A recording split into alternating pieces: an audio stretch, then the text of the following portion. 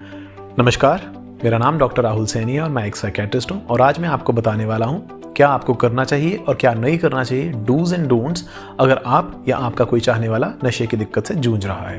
पहले हम बात करेंगे क्या क्या हमें नहीं करना है, डोंट्स की। सबसे पहले हमें उन पे ब्लेम नहीं लगाना है, किसी तरह का दोष नहीं लगाना है, हमें उन्हें नहीं बताना है कि उनकी नशे की वजह से क्या क्या नुकसान हुआ है या नशा जो कर रहे हैं वो उनकी खुद की गलती है।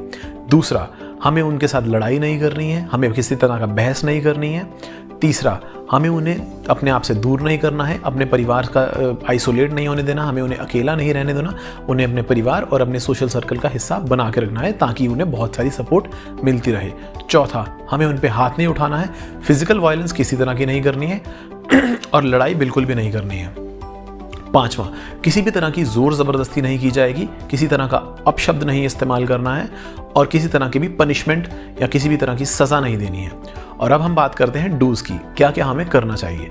सबसे पहले हमें उनसे प्यार से बात करनी चाहिए, उनसे अपना विश्वास बना के रखना चाहिए कि हम उनके साथ हैं, हम उनकी हेल्प करने के लिए, हम उनके दुश्मन नहीं हैं। दूसरा, हम उन्हें बहुत ही प्यार से उनकी मर्जी के साथ उन्हें कहेंगे कि हमें साइकेट्रिस्ट के पास लेके जाना चाहिए, एक मनोरोग विशेषज्ञ के पास लेके जाना चाहिए जो उनकी हेल्प कर सकते हैं।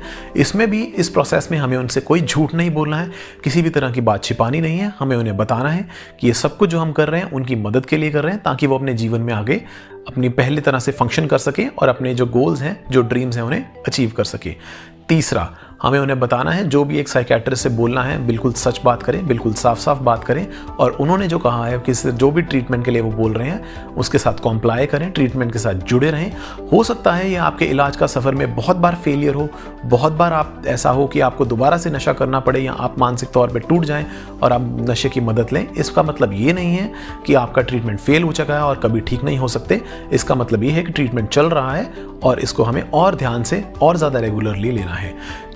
हमें ये बात हमेशा दिमाग में रखनी है कि जब भी हम किसी भी नशे की दिक्कत का इलाज करवाते हैं तो हमें मल्टीपल टाइम्स फेलियर होता है, बार बार हम नशा करते हैं और बार बार हमें एक ही बार में इस चीज़ का इलाज नहीं हो जाता है। तो इसका मतलब ये नहीं है कि हमारा दिल टूट जाए, हमारा हौसला टूट जाए और हम अपने ऊपर विश्वास छोड़ दें कि शायद हम इस नशे की दिक्कत से कभी ठीक ही नहीं हो सकते।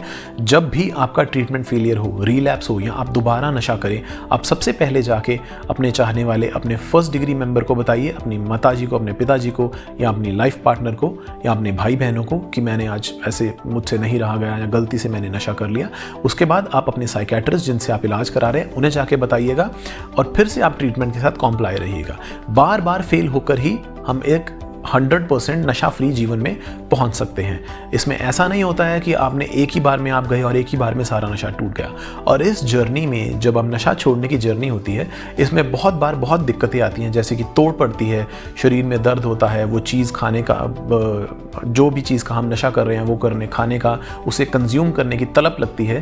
तो उस तलब को आपने जाके अपने साइकेट्रिस्ट को बताना है ताकि वो इस तरह की मेडिसिन, इस तरह की थेरेपीज, इस तरह की टेक्निक्स बता पाएँ जिससे आप उस तलब को काउंटर कर पाएँ। आपको या आपके किसी चाहने वाले को नशे की दिक्कत है या नशे की दिक्कत से जूझ रहे हैं, आप मुझसे आके मिल सकते हैं गुडविल हॉस्पिटल में, होशियारपुर रोड, रामा मंडी, जालंधर, शाम को 5:30 से 8:30 के बीच में।